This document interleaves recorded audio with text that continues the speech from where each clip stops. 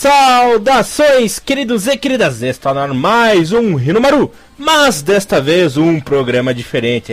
Pessoal, trouxemos aí mais uma grande novidade para vocês, queridos ouvintes. Isso, inauguramos agora um novo bloco, uma nova atração no programa aqui do Hinomaru, o especial Lendas Japonesas. Mais uma grande surpresa para você ouvinte ficar super feliz com a programação dos nossos podcasts. E claro que teríamos que começar lá em cima, né? Simplesmente aí estreamos com a maior lenda do futebol japonês, o rei do futebol asiático, Sir King Kazuyoshi Kazu Miura, o interminável Kazu, a maior referência japonesa em todos os tempos e também em todos os sentidos. Começamos mal, né, Thiagão?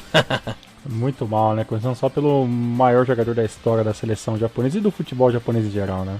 Maravilha, Thiago. E, como sempre, vocês estão na companhia de Elias Falas, o Barburinho Alegria na apresentação, e comentários dele, o mito, o Chris Redfield brasileiro, Mr. Thiago Henrique Cruz, que sabe manusear uma pistola como ninguém, né, Thiago? Filha da puta. Só porque tava legal a referência, finalmente uma decente, o cara me solta uma dessa. Fala galera, bom dia, boa tarde, bom dia pra todo mundo aí. Vamos aí com mais um Hinomaru especial, né? Esse mais especial do que todos, né? Falando especificadamente de um jogador muito interessante, que tem uma carreira sensacional e ativa até hoje, que nada mais nada menos do que o King Kazu, né, Elias? Maravilha, Thiagão. A zoeira tarda, mas não falha, né? Comecei bonito ali, mas tive que dar uma vacalhadinha. Mas enfim, contando um pouco da história da lenda aqui. Bom, começaremos contando da carreira em clubes. Vamos dividir, né? E depois falaremos um pouco na seleção. Carreira de clubes que ainda não acabou, né? O interminável Kazu. Bom, galera, contando um pouco da história aqui do nosso Kazu. Desde pequeno, ele já ficou conhecido pelo talento com os pés e sua dedicação ao esporte, né? Ele mesmo disse uma vez numa entrevista, inclusive pro Márcio Canuto, né? Sendo um lendário repórter brasileiro, que ele aos 5 anos de idade, ele ganhou a primeira bola de futebol e simplesmente não largou mais o brinquedo, né? Pra nossa sorte, né, galera? Então, o pequeno Kazu, ele foi driblando as barreiras do futebol japonês até o país ficar pequeno para o talento dele. E o que ele fez, hein? Pegou suas trouxinhas, atravessou o mundo e veio parar aqui no Brasil para aprimorar o seu jogo. Coisa que muitos, mas muitos garotos, né, japoneses fazem até hoje, né? Essa viagem do Japão ao Brasil para os reinados do futebol. Apesar de toda a crise, todos os problemas, o retrocesso e a decadência, né? O Brasil ainda é um exemplo no esporte, um polo muito forte no aprendizado dos atletas, né? Continua sendo uma referência até pela história que o Brasil tem aí no futebol mundial. Continuando a história do nosso querido Kazu, aos 15 anos de idade, Kazu em 1982, né? Desembarcou no Brasil. Ingressou, olha o clube, Thiagão, pra você ter uma ideia. Ingressou ao moleque travesso, né? Ao Clube Atlético Juventus da saudosa Rua Javari, que é uma combinação perfeita para os fãs do futebol alternativo, né? Futebol underground. Um jogador japonês jogando na Juventinha, né? Lá ele ficou até 1986, quando assinou seu primeiro contrato profissional com o Santos, né? Peixe ali da Vila Belmiro. Lembrando que ele também teve 2 passagens pelo clube, né? Que a gente vai falar por aí. Até virei carioca falando passagens pelo clube. Ah, que bosta. Tá demais, hein?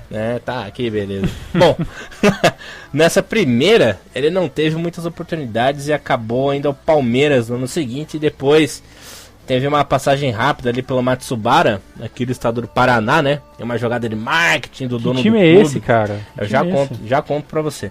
O dono do clube na época era para chamar a atenção dos descendentes de japoneses e também o público em geral ali na cidade. Bom, não deu muito certo. O Matsubara, Thiagão, um clube fundado pela colônia japonesa aqui no interior do Paraná. Caraca, velho. E esse Agora, time existe ainda? Sim, inclusive chegou a ser vice-campeão paranaense em 97, uma vez e tal. Mas agora o time só é dedicado às categorias de base, né? Fechou ali a parte profissional e se dedica só à base. Mas durante muito tempo ali figurou na elite paranaense, né? Que doideira, cara. Que loucura. Eu não lembro bem qual que é a cidade do Matsubara. Aqui tá escrito Cambará, é isso? Isso, é isso aí. Cambará. Que sensacional. Não lembrava o nome da cidade. Bom, continuando a carreira do nosso querido Kazu, ele começou a fazer sucesso mesmo, né? A carreira começou a despontar quando ele chegou ao CRB de Alagoas, né? O Clube de Regatas Brasil ali, da cidade de Maceió. Time vermelhinho, né? Lembrando que é rival do CSA, que é o time azul, né? O time vermelho contra o time azul. Seus dribles desconcertantes, os gols, o gingado e o excelente futebol logo chamaram a atenção da mídia nacional, né? E isso acabou por alavancar uma carreira promissora, né? Foi mais no CRB mesmo que ele ficou conhecido nacionalmente. Naquela época, o pai dele ainda bancava os custos de vida do garoto Cazu, né? Não, mas também não tinha jeito também, né? Mas quando ele chegou ao 15 de Jaú, em São Paulo, no ano de 87, ele assinou um contrato profissional muito bom e já começou a ter um pouco de vida própria, né? Começou a prosperar também financeiramente. Mas foi em 1988, agora eu vou me achar pra caramba, galera. Vocês já vão ver o porquê.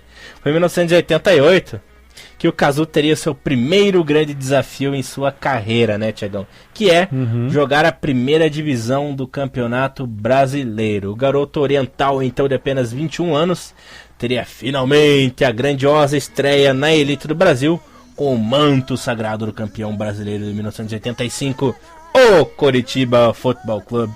Pro meu orgulho, pra minha alegria, que simplesmente o rei do futebol japonês representou as cores do meu time em 2 temporadas, né? Isso aí, vou guardar pra sempre minha vida e chupa quem não teve isso. Bom. E aí teve 2 gols, né, pelo Coritiba, né? Teve muito mais. Teve muito mais que isso, olha, os sites oficiais que a gente vê do Cazu, assim, sites oficiais não Wikipedia, né, galera, mas outros, os sites que falam sobre futebol mesmo, eles não citam, né, algumas participações de alguns times brasileiros, né, do Santos, por exemplo, fala apenas 2 participações, mas 100 gols, Palmeiras, Matsubara, o CRB, não tem a citação de quantos jogos ele jogou lá. E pelo Curitiba tem uma citação que deve ser até ultrapassada, eles devem saber, acho que melhor que a gente, que ele tem 21 partidas oficiais pelo site e 2 gols, mas pelo Elias falou, deve ser mais do que isso mesmo, né? Não, ele teve muitos mais, se eu não me engano, foram 25, 24, 25 gols, assim, nas 2 temporadas. Eu não sei porque que esses sites, eles não contabilizam no estadual, deve contar só o Brasileirão só, né, talvez, né? Pode ser, ele inclusive, bom, vou continuar a contar a história aqui, ele falo tudo certinho. Falando um pouco da carreira aqui no Coritiba, ele não decepcionou, né? Claro que no começo, com certa desconfiança no clube, ele começou na reserva, né? Como sempre, subestimando, né, jogadores. Mas no decorrer do campeonato, o japonês se firmou como titular e foi importante na campanha do time, que acabou ficando em 12º naquela temporada. Bom, mas o melhor ainda estava por vir. Foi em 1989 que o Cazu teve sua primeira glória, né, jogando ainda pelo Coritiba, o Coxa.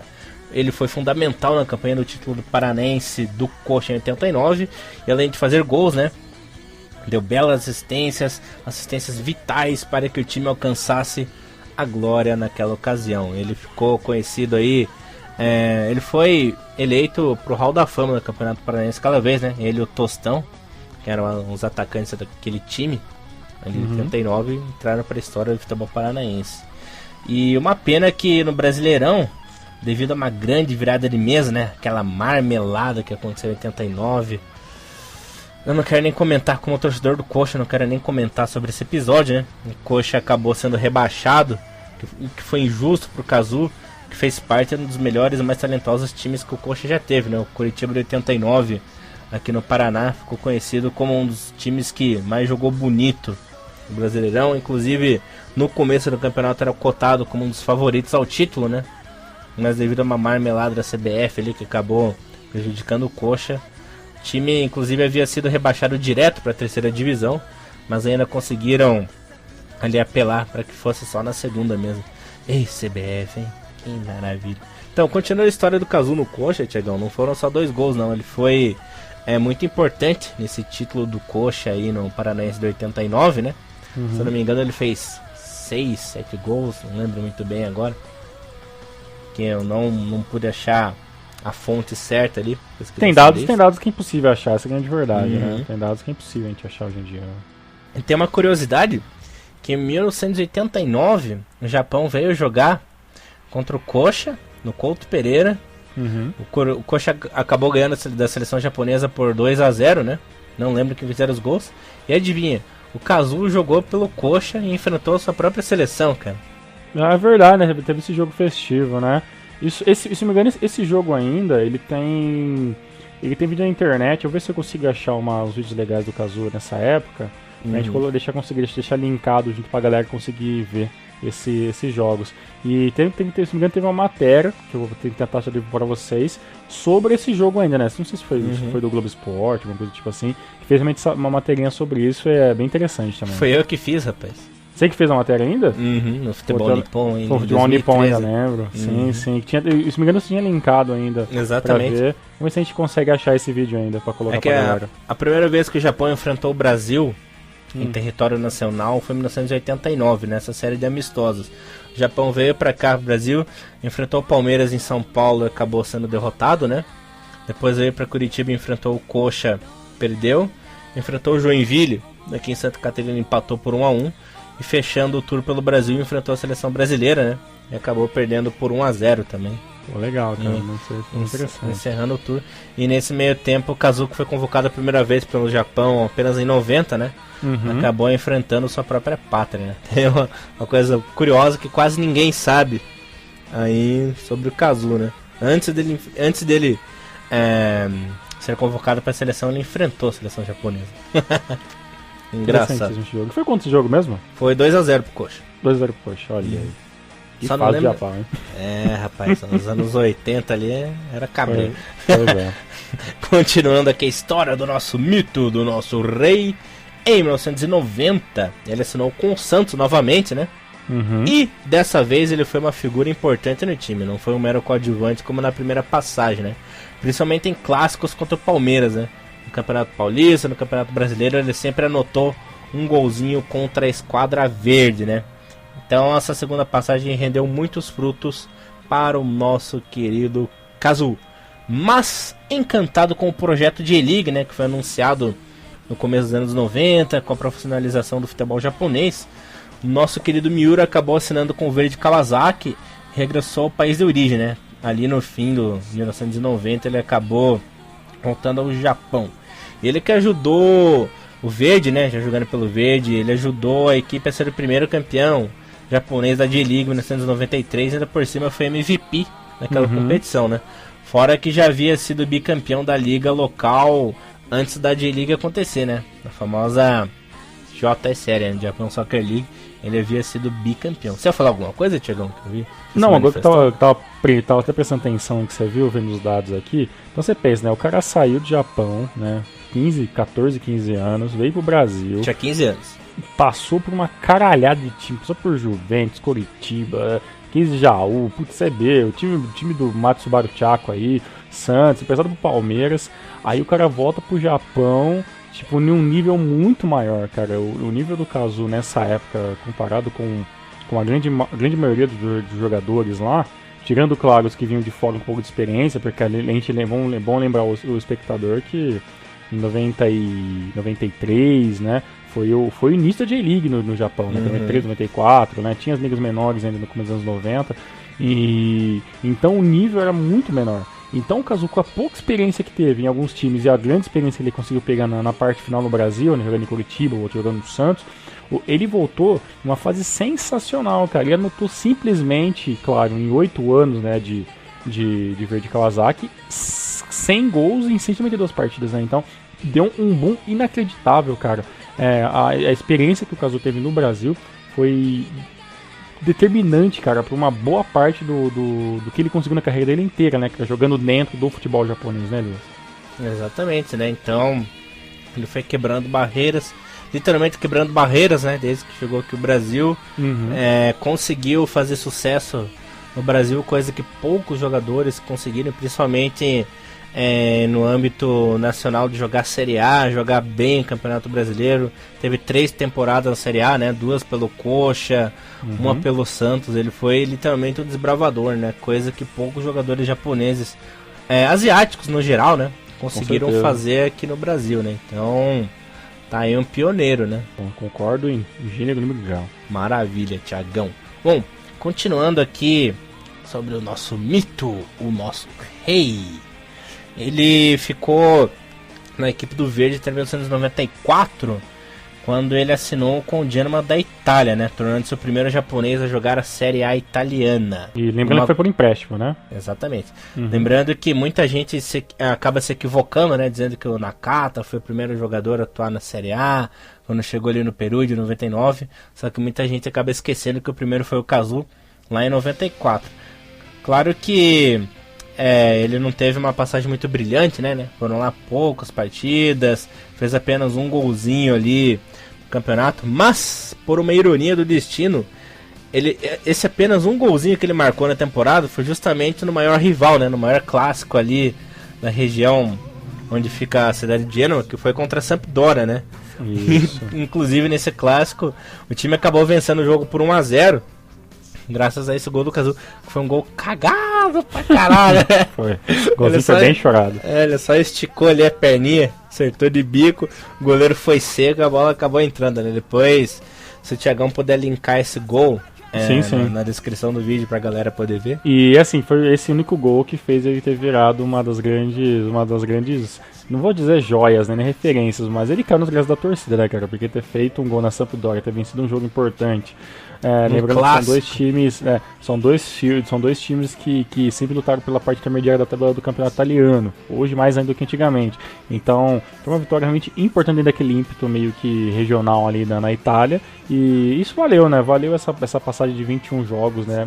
Pode ser um pouco mais, lembrando vocês que todos os dados que a gente vai dar aqui, tirando os últimos dados dos últimos anos, todos são muito variáveis, né? Mas o que a gente tem de oficial são 21 jogos e esse golzinho que o Elias acabou de falar, pelo Genoa em 94, 95 já, né, Elias? Exatamente, né? Bom, ele acabou voltando ali para a equipe do Verde, né? Depois dessa rápida passagem aí pelo Genoa. Passagem um pouco tímida, mas marcante, né? Lembrando que ele também foi o primeiro japonês a marcar gol em território italiano, né? Uhum. Ele teve participações importantes na equipe de Kawasaki e foi fundamental no título da Copa do Imperador em 96, né? Verde que vinha de uma sequência de títulos na Japan Soccer League, vinha uma sequência de títulos ali na J-League, né? Ganhou em 93, ganhou em 94. Aí em 95 o time sentiu falta do Kazu, né? Mas assim que ele voltou, o time acabou conquistando o título da Copa do Imperador.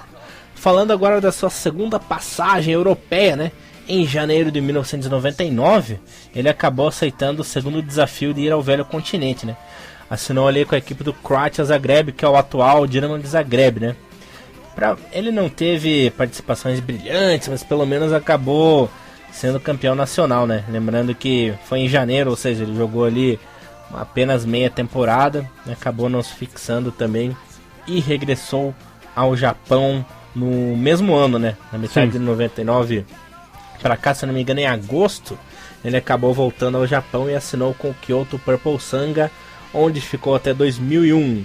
Depois acabou assinando com o Viseu Kobe, né? Nessa passagem aí do Kazu pela equipe do Kyoto Purple Sanga, ele acabou fazendo uma dupla com o Park Ji-sung uma época, né? Exatamente. No ataque ali do Kyoto. O Park rapazinho, né? Com 18 para 19 anos. Teve aí um auxílio do experiente Kazu no ataque do Kyoto, né? Que era um dos capitães do time, né, naquela época, né? O time do Kyoto tentando se afirmar na J2, né? Pensando já em tentar segurar uma vaga para J1, né? Fazer o time ficar um pouco maior. Então foi muito importante, principalmente ali, né? Um pouquinho depois do Park Ji-sung aí, que era a era já do Matsui, né? Conhecendo o Daisuke Matsui junto com a revelação do Kyoto. E o time foi subindo progressivamente e o Kazu meio que ajudou um pouco nessa melhoria, né, do time do Kyoto, né? E depois disso ele acabou voltando mudando de time e poder dando sequência aos times que ele defendeu no Japão, né? O Matsui que acabou pegando um pouco da final da fase do Kazu no Kyoto, né? Ele começou a carreira em 2000 ali, acabou sendo auxiliado pelo nosso querido Kazu Miura. Bom, de 2001 a 2005 ele acabou ficando na equipe do Viseu Kobe, né? No começo até foi titular. Entre 2001, 2002, 2003 ele ainda era titular na equipe, né? Mas depois acabou entrando num período de decadência, né? Devido à idade avançada ali. Foram diminuindo aí essa sequência de jogos, né? Tanto que na primeira temporada ele chegou a fazer 29 jogos, marcou 11 gols. Em 2002 foram 17 e já fez 3 gols só. 2003 fez 4 golzinhos. 2004, 4 também. E na sua última saída ali, em 2005, acabou marcando apenas 2 gols, né? Lembrando que em 2005 o Kazu defendeu 3 times, né? No começo da temporada estava no Vissel Kobe, depois acabou assinando com o Yokohama FC, né? Indo jogar ali a J2. E no final do ano ele foi convidado para jogar no... esqueci o nome. Exatamente, Sydney FC. Jogando para jogar o Campeonato Mundial Interclubes, né? Se eu não me engano, a equipe do Sydney queria nomes de respeito, né? Veteranos aí do futebol mundial. Acabou chamando o Kazu e o Dwight York, se eu não me engano, né? Jogador em Trinidad e Tobago ali. Eles que acabaram figurando nesse time do Sydney FC. Eu lembro dos joguinhos. Oi, fala. E tem antes de você falar dos jogos, é uma coisa interessante pra deixar bem explicar pra galera, é o seguinte. A galera pra pensar, cara, não faz sentido, né? Ele saiu do Kobe, foi pro Yokohama FC, que a gente sabe que acabou virando o segundo clube da vida do Kazu, né? Por mais que ele tenha muita... Ele já falou em entrevista já, que tem muito apreço pelo time aqui do Brasil, principalmente por Curitiba, por Santos, onde ele teve um pouco mais de espaço para jogar. E a gente sabe que depois da série dele do Verde Kawasaki, né, que hoje é o atual Tóquio Verde, o Yokohama FC, né, time da segunda divisão da J-League, é a grande casa do Kazu. Mas, olha que interessante, o time do Yokohama FC não contratou de zoeira, né, o Kazu. O time precisava realmente de um centroavante de nome, né, era um time muito, muito novo ainda. Se a gente vê hoje o Yokohama FC com dificuldades financeiras de montar elenco, quem ouviu o nosso renomado especial ali sobre os times, né, quando a gente falou do Yokohama FC, a gente chegou a citar essa parte, né, que o time realmente tem uma dificuldade de montar um elenco, de ter dinheiro, de conseguir subir, de conseguir se afirmar como um time grande, né, então, quando ele contratou o Kazu, ele ainda disponibilizou ele para ele ir para um outro time de outro lugar, né? Por mais que tenha jogado ali apenas alguns joguinhos, que ele era mais para poder jogar o Mundial mesmo, o clube disponibilizou o Kazu porque sabe que tanto o clube quanto o Kazu sabia que era a última chance que ele tinha de jogar internacionalmente, né, cara? E o time cedeu, cara, o jogador. Então, além de ter feito uma puta de um favor, né? Claro que isso deve ter rolado dinheiro e tudo mais. Mas de ter liberado uma das suas maiores joias que o time tem, ou a maior joia, né? Eu sou até arrisco falar que o Kazu é o maior nome do Yokohama FC, né? A maior contratação do Yokohama FC até hoje, acho que foi o Kazu. E o time ainda teve a humildade de poder, você quer jogar um Mundial? Você quer lá tentar fazer meia temporada pra você fazer um dinheiro, né? Ter uma última experiência fora do Japão? Vai, faz. Ele fez e depois voltou pro Japão e tá no Yokohama FC até hoje, né, cara? De 2005 até o ano que a gente tá falando, 2015 aqui, são 10 anos praticamente, né, do Yokohama FC. Cara, e é isso, cara, que é um clube que aprecia, que tem tudo um apreço pelos jogadores, é realmente quando o jogador vai lá e veste a camisa e falou, não, eu vou jogar pelo Sydney FC, vou voltar e fazer o resto da minha carreira aqui, e foi isso que foi feito, e pra mim, cara, essa história é sensacional, cara, do Kazu, sensacional. E o Kazu, que ele é praticamente dono do Yokohama FC, né, ele é jogador, ele é treinador, ele acionista, faz tudo, cara. Quase o Kami-sama ali da parada. Praticamente, cara, praticamente. Se o Yokohama FC vai ter um Hall da Fama um dia, as primeiras 10 páginas é Kazuyoshi Miura. Ou as 20, né? Com certeza. Lembrando que o Kazu, nessa temporada, ele já quebrou vários recordes, né?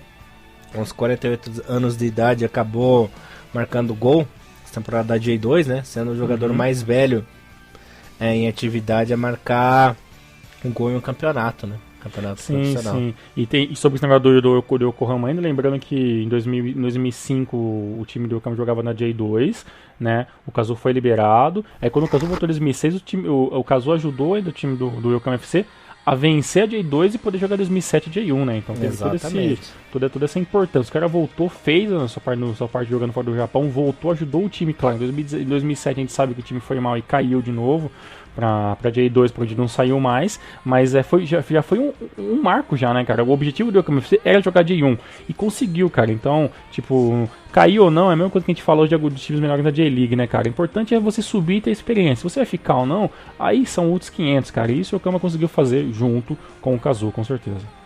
O Kazuo conseguiu ser campeão ali nos principais campeonatos japoneses, né? Foi campeão na J1 com o Verde, foi campeão na Copa do Imperador com o Verde também, foi campeão da J2 com a equipe do Yokohama FC, foi campeão da Yamazaki Nabisco Cup com o Verde também, né? Em 92 e 93. Então, de títulos, o Kazuo tem a prateleira cheia, né? Conseguiu os principais títulos em todas as modalidades de futebol no Japão. Tiagão, quer falar mais uma coisa da carreira do Kazuo nos clubes? Vamos pra seleção? Tem mais algum comentário extra aí? Acho que sobre dos clubes atleta de bom tamanho, tanto que qualquer informação que vocês acham que falta sobre o Yokohama FC, a gente tem um podcast nosso especial lá sobre os clubes do Japão, que a gente falou sobre o Yokohama FC, toda a história do Yokohama FC, tudo aquilo que acontece até na temporada 2014-2015. Então a gente nem precisa se alongar muito em falar sobre o Yokohama FC, porque a gente tem um clube específico só disso, né? Mas é bom dizer que hoje em dia, né, o Kazuo não é o titular do time mais, por motivos óbvios, né? Eu não sei se o Elias acabou citando, a galera que tá lembrando, mas o Kazuo é de fevereiro de 67, né? Ou seja, né, já tem aí 48 anos. Mas chegou já a entrar em alguns jogos, né? Fazia alguns gols interessantes até, né? Ele fez 3 gols essa temporada, né? Exato, fez 3 golzinhos, exatamente como o Elias falou, né? Tem uma carreira invejável por muitos aspectos, e até hoje o Kazuo já marcou ao todo 215 gols em toda a sua carreira, e tem ao todo 697, subindo, claro, né? Sabe que tem um tempo atrasado, tem no mínimo 697 jogando a sua carreira dentro dos clubes, isso, claro, tirando tudo que ele fez dentro da seleção japonesa, que a gente vai falar agora, Elias. Só lembrando que ele também já foi artilheiro da competição, né? Já foi artilheiro da J-League em 96, já foi eleito o melhor jogador da J-League algumas vezes também, né? Em 93, na época da JCL ganhou em 91, ganhou em 92, esteve no Best Eleven por várias vezes também. Esses são os principais títulos do Kazuo quando jogou em clubes. Bom, falando da carreira do Kazuo na seleção agora, Mr. Thiago Henrique Cruz. Nosso querido Kim Kazuo, ele jogou pela seleção durante 10 anos, né? Estreou em 1990 e parou em 2000. Apenas em 1999, né, que ele não teve nenhuma partida pela seleção, né? Ficou um ano parado, mas vamos contar que foi 10 anos, nem vamos considerar esse ano de 99. E apesar de ele ser o maior artilheiro de todos os tempos, né, com 56 gols, um a mais que o nosso querido Kunichiki Kamamoto, contando o futebol profissional, né? Porque se você contar seleção olímpica, essas coisas, o Kamamoto é o artilheiro com 75. Mas enfim, levando o futebol sub-23 para cima, o profissional, o Kazuo é o maior artilheiro com 56 gols. Ele marcou apenas 2 anos após a sua estreia, né? O primeiro gol dele foi em 92, contra a Coreia do Norte, na Copa da Dinastia, que é a atual Copa do Leste Asiático, né? Muito curioso. Apesar dele ser o maior artilheiro, demorou 2 anos para ele desencantar na seleção, né? Coisa engraçada aí. Está até datado, né, cara? Esse jogo foi no dia 26 de agosto de 1992, né, cara? Lá na China. Exato, olha, sabe tudo esse Thiagão. Sei tudo junto com os sites. Pequim. Japão ganhou vencendo o jogo por 4-1. Essa Dynasty Cup foi engraçado, né? Porque o Japão ele meteu 4-1 e depois o jogo dificílimo, né? 3 dias depois contra a Coreia do Sul, onde o time empatou por 2-2, não teve gol do Kazuo. Mas eu já cheguei a ver alguns compilados dessas Copas antigas, 93, 94, 95, 92, até ter os gols, os melhores momentos no próprio YouTube. E se eu achar esse gol do Kazuo, que eu ainda não achei esse jogo contra a Coreia do Norte, eu vou linkar. Eu achei o jogo contra a Coreia do Sul e tem ali uma explicaçãozinha como que foi o jogo, e e foi um jogo bem interessante, foi uma Copa muito legal, porque nessa época os times eram bem parelhos, assim, né? Claro, a Coreia do Sul estava um degrau um pouco acima de alguns times, né? Lembrando vocês que a Coreia do Sul já teve muito mais participações em Copa do Mundo, né? Então toda aquela parte profissional começou um pouco melhor, um pouco mais estruturado na Coreia do Sul, mas essa Copa da Dinastia era interessante porque eram todos os times muito bem nivelados, davam jogos bem interessantes mesmo. Claro, tecnicamente não eram exemplares, mas comparado com as seleções hoje, esse começo dos anos 90, essas pequenas Copas dentro do continente asiático eram muito interessantes do ponto de vista de rivalidade entre os times. Eram várias Copas, né? Tinha essa Copa da Dinastia, tinha os Asian Games, né? Jogos asiáticos também.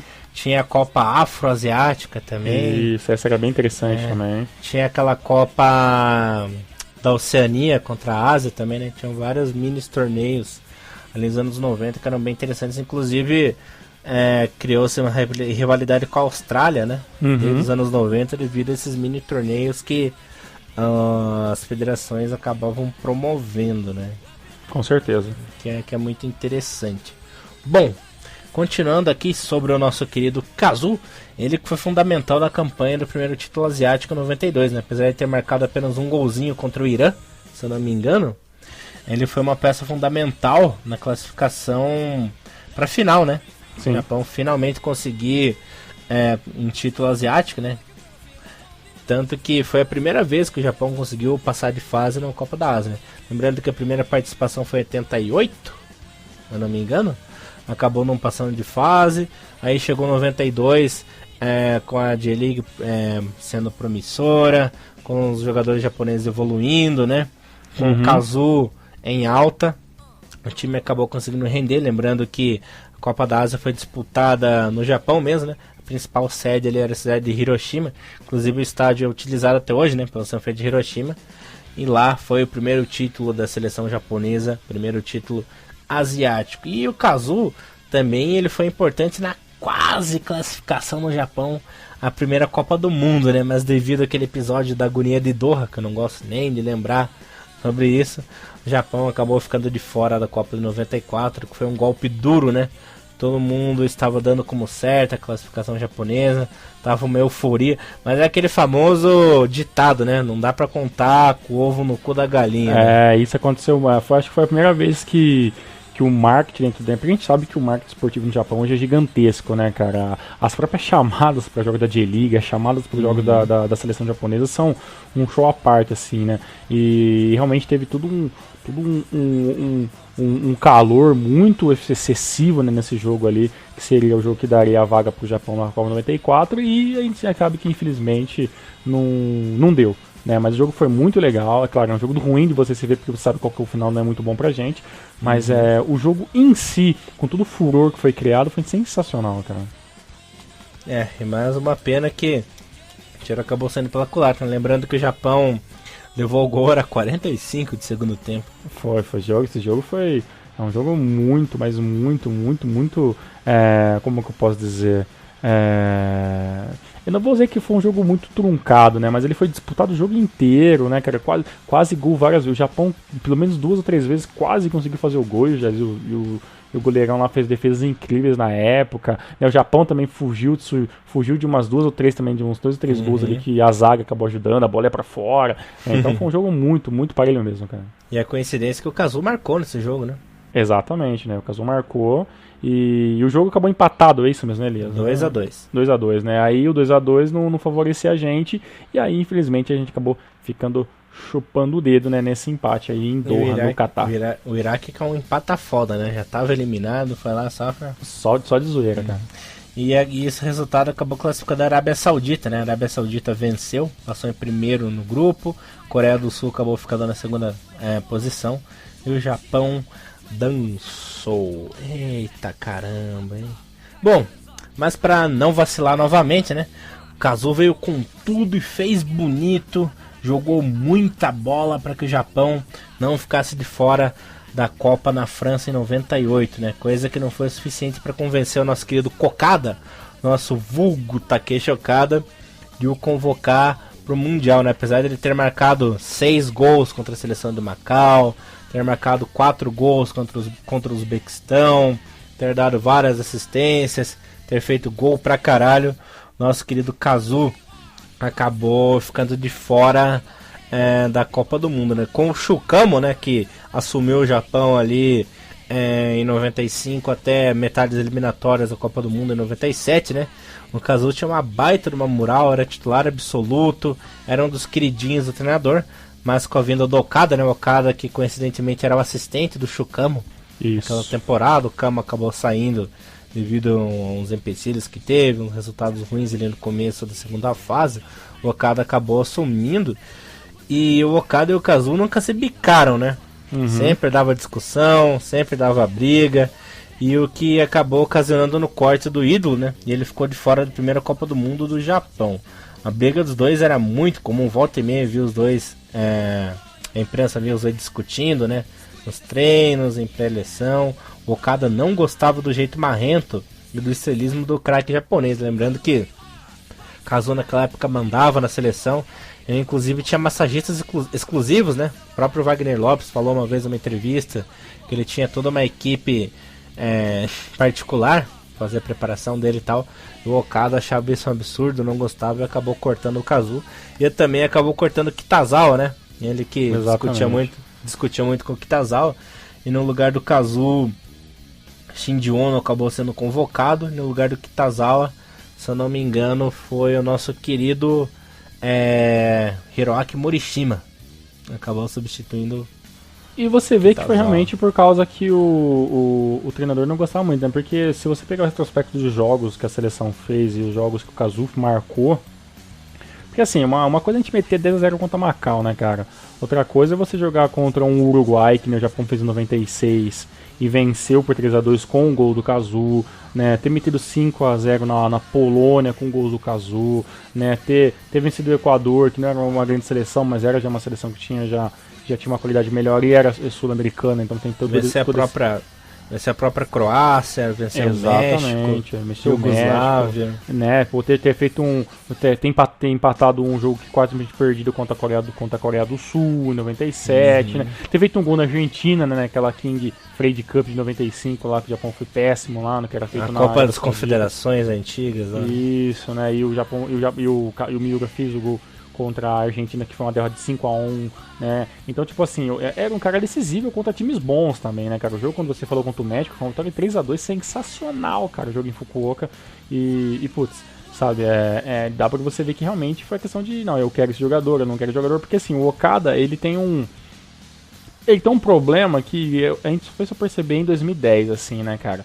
O negócio do Okada, assim, ele gosta de jogador que faz exatamente o que ele pede. Né, por isso que o Okada sempre fez críticas muito duras contra o próprio Nakata, né, que deixou Nakamura no banco em 2010, entendeu? Então, tipo, era um jogador que gosta de jogadores que jogam no estilinho dele, né? Então, por isso que o time de 2010 funcionou de certa forma, porque o time que entrou em campo, que jogou os 3 jogos ali, mais as oitavas de finais contra o Paraguai, que perdeu no pênalti, era um time que jogava no estilinho do Okada, tanto que Honda era o centroavante do time, né? Então, isso é um pouco do podcast, mas tipo, o esquema do Okada, de estilo de jogo, de treinamento que ele queria, era realmente o estilo japonês clássico mesmo, onde você abate a cabeça pro sensei ali e faz exatamente aquilo que ele pede.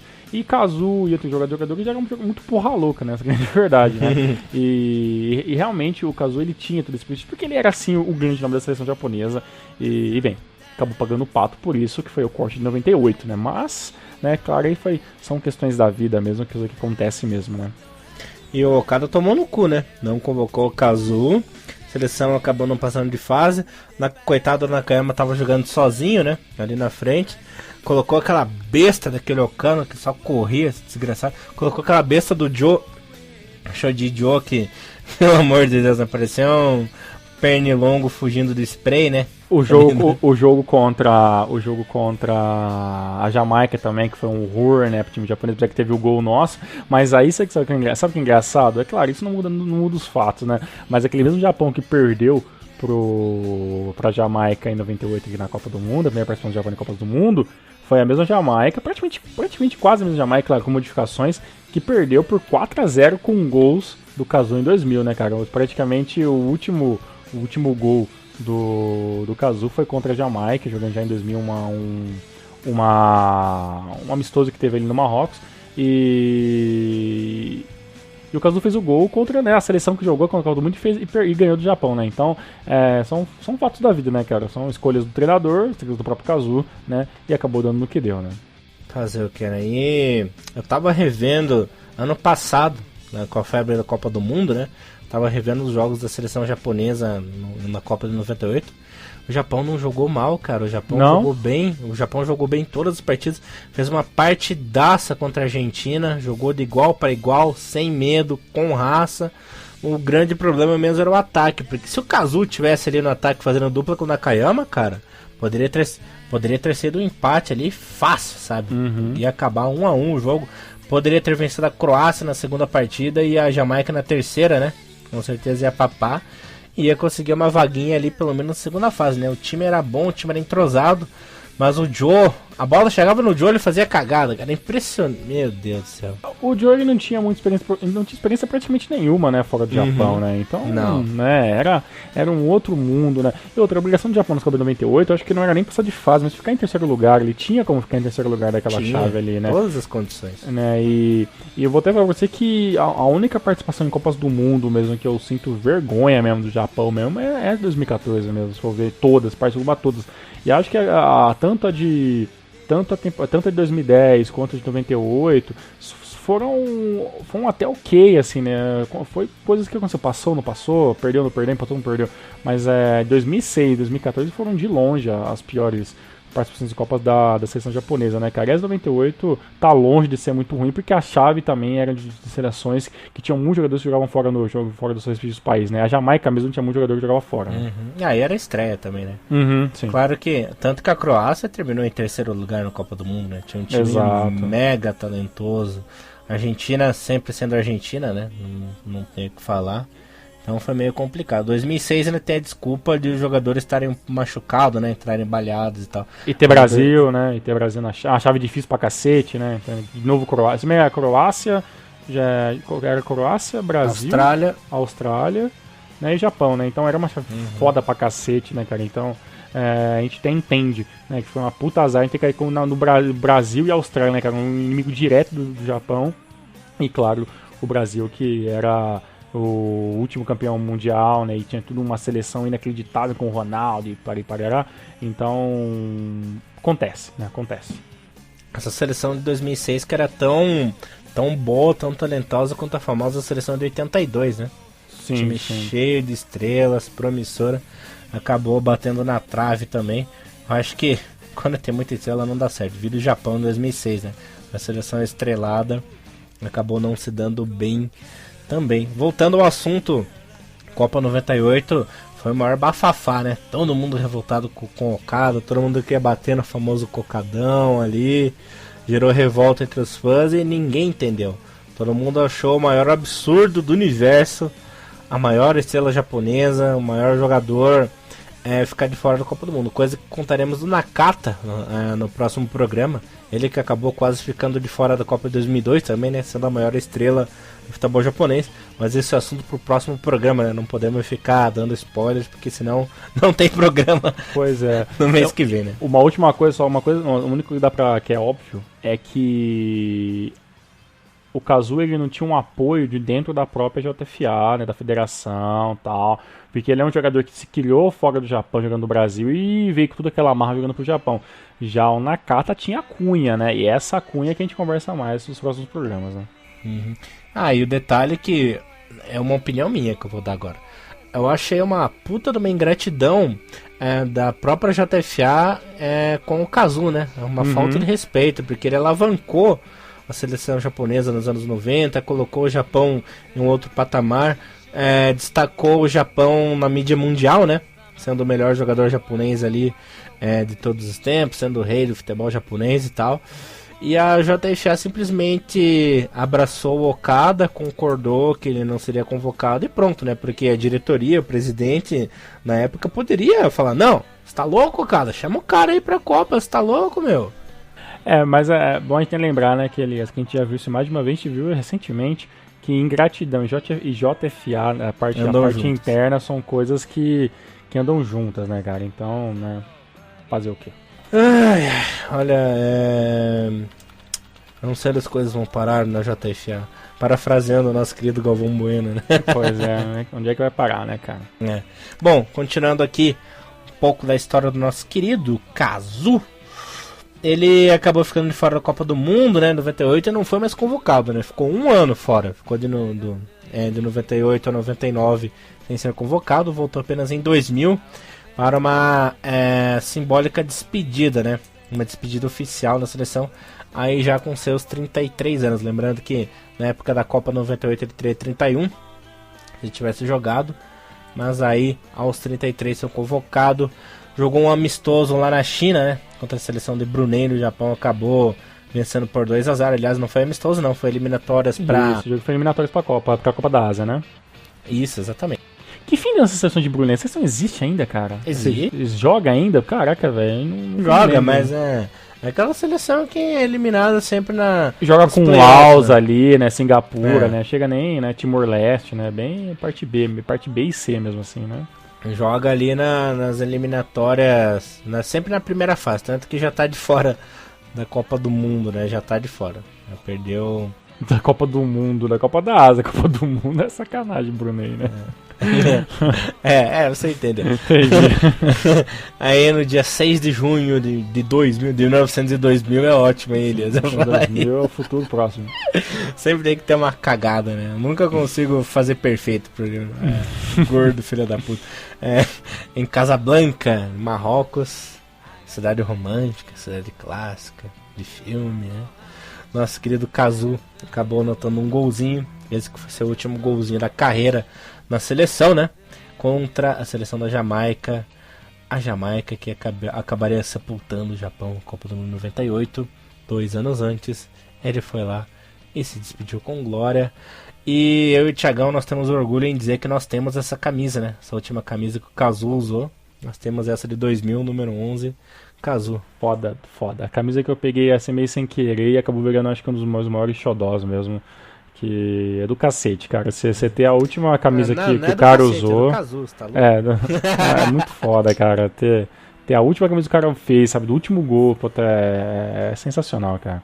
Assim, quem não pode ter, tudo bem, é só um item de coleção. Mas é mais interessante mesmo se a gente tivesse na época por esse jogo e tal. Mas só de você ter uma parte da história de uma coisa que você gosta tanto, é sensacional. Por isso que eu incentivo muito quem tem um hobby, gosta de camisa, gosta de coisa na bola, fotos, autógrafos, vá atrás mesmo que você consegue uma parte da história que é importante pra você, não precisa ser importante pra mais ninguém, e é sempre gratificante eu poder abrir o armário e falar, eu tenho a camisa do Kazu, é do caralho, e o Elias me ajudou a pegar essa camisa e foi foda pra cacete.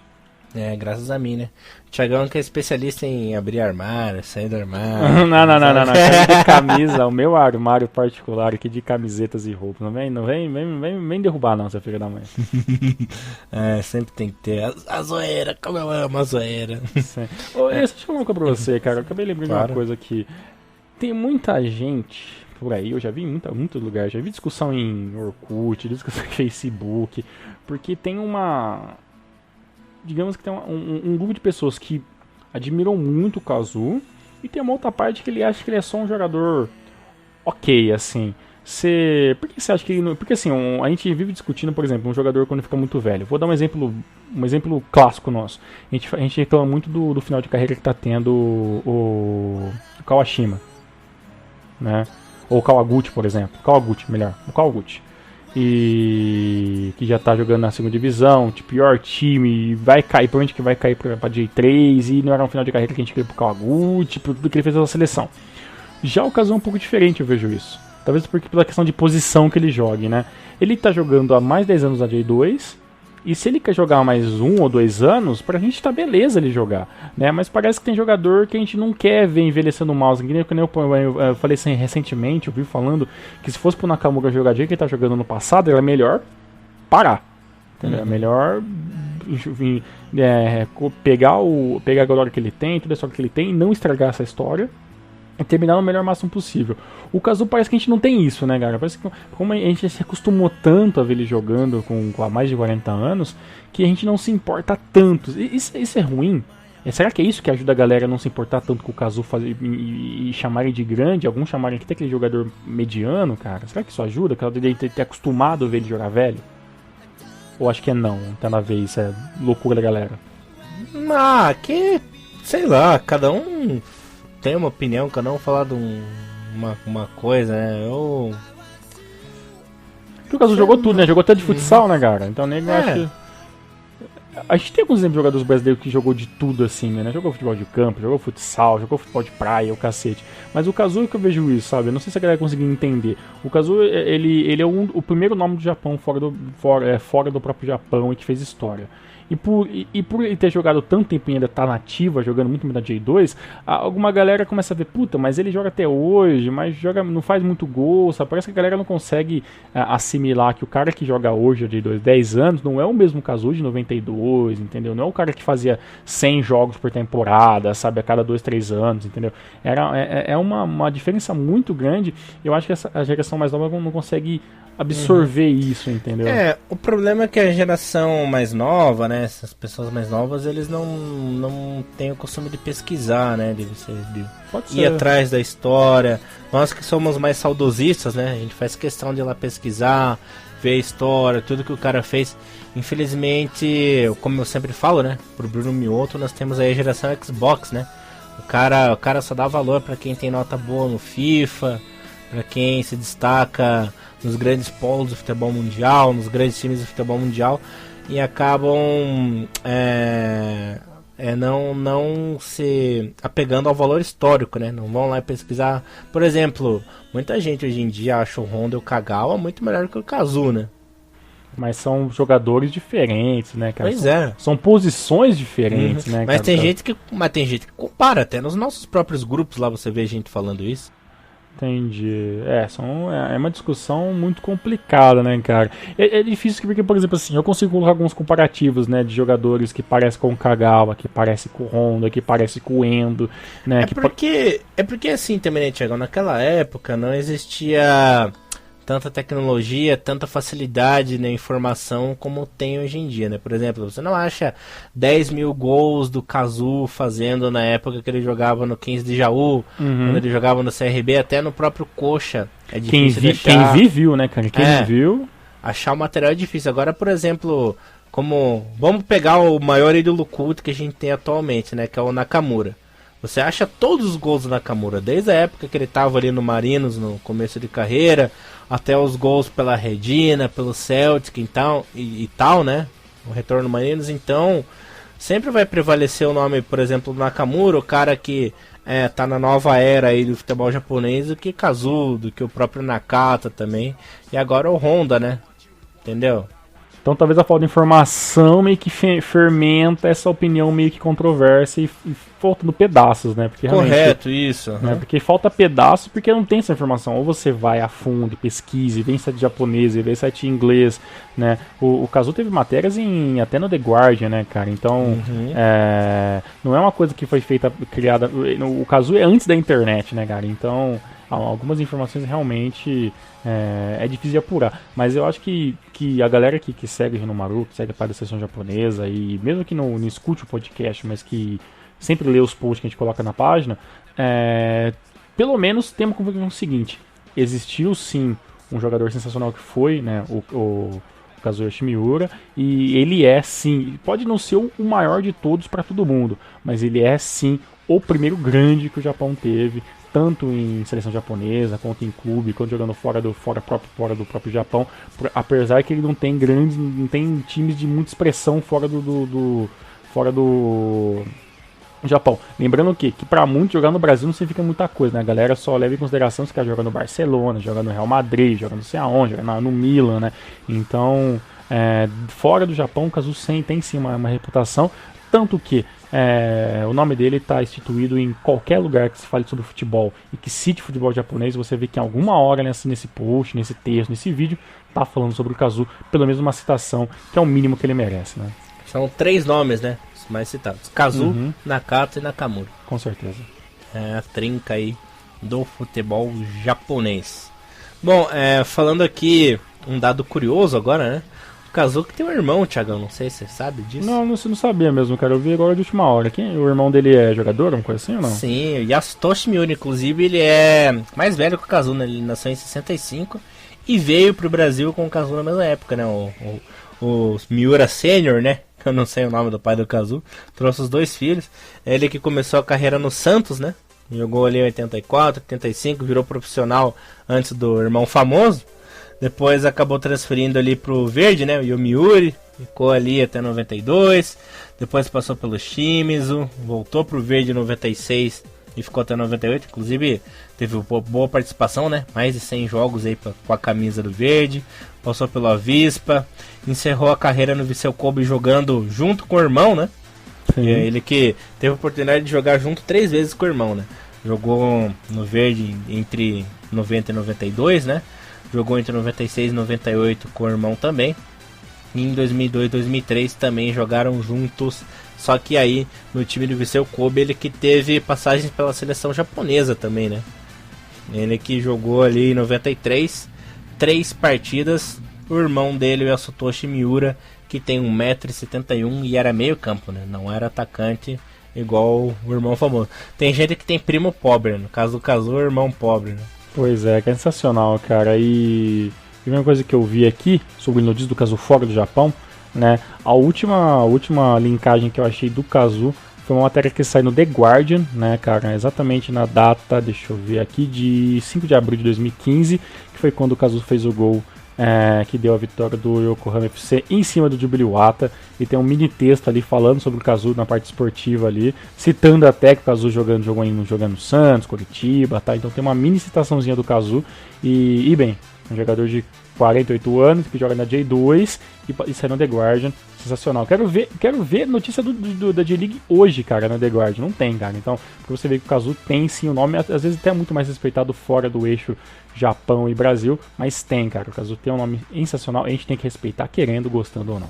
Não é à toa que ele é o rei, né, Thiagão? Exatamente, é o King Kazu, né, cara? E fuck all the rest. Maravilha. Thiagão, considerações finais aí, meu querido. Beleza, a gente não pode deixar finalizar esse programa sem lembrar da Kazu Dance. Ah, claro, né? A Kazu Dance, que foi feita pelas umas últimas vezes, a gente estava até comentando sobre esse podcast, naquele jogo, né, festivo que o Japão fez ali com uma seleção de veteranos em 2011, quando aconteceu aquele trágico terremoto, né, lá em Sendai, né, e teve todo aquele problema, o Japão entrou em calamidade, né, o terremoto foi muito sério, um assunto muito complicado, a gente nunca brinca com isso. E quando teve esse jogo festivo, né, entre a seleção atual, né, de 2011, com esse time, né, até vestido de verde e azul, né, com as cores de Sendai, o Kazu fez um dos gols, né, e comemorou com essa Kazu Dance. Eu lembro exatamente quando o Elias viu essa parada e você ficou maluco, né, cara? Quando você viu esse jogo... Cara, eu chorei no gol do Kazu. Esse jogo foi sensacional, cara. A comemoração foi foda. O Kazu que foi atropelado pelo Big Rafuna na comemoração, velho. Atropelado pelo Rafuna. Kazu Dance, foi lá de boa, não viu o Big Rafuna, pum, entrou lá. Pois é, Kazu que ele recebeu o passe pro gol do Túlio Tanaka de cabeça, né, que já é uma coisa maluca já. E teve na comemoração. Esse gol eu vou colocar também junto com a postagem pra vocês darem uma olhadinha nessa parte desse gol. E, pô, foi um momento histórico, cara, do futebol japonês em si, cara, que foi do cacete, cara. Claro, a gente queria que tivesse sido um jogo comemorativo sem ter nada de problema com o Sendai e o terremoto. Sem a tragédia, né? Exatamente, mas pelo menos que tenha servido pelo menos para dar uma aquecida naqueles corações que precisavam tanto desse momento, de um pouco de alegria, né, que a gente sabe que o povo japonês, quando acontece esse tipo de coisa, sofre muito, infelizmente. E o estádio que veio abaixo no gol. Foi do cacete, cara. Foi, olha... até hoje, se você vê hoje, se você é fã de futebol japonês, se você vê hoje, você ainda arrepia, cara. É sensacional. A emoção da torcida, a emoção dos narradores, né? É inacreditável, cara. E é isso que denomina uma lenda, cara. Assim, não tem mais nem o que falar mais. Maravilha, Thiagão. Bom, espero que vocês, queridos ouvintes, tenham gostado dessa surpresa, né? Nosso novo bloco aí do nosso podcast Hinomaru. Voltamos mais na semana que vem com grandes surpresas. Espero que esse novo bloco aí tenha agradado, porque temos muitas e muitas lendas japonesas que contaremos aqui no Hinomaru. É isso, galera. Até semana que vem, Hinomaru, levando o melhor do futebol japonês pra você e também o clássico agora. Um abração, povo. Valeu, Elias. Valeu, galera. Tchau. Sayonara.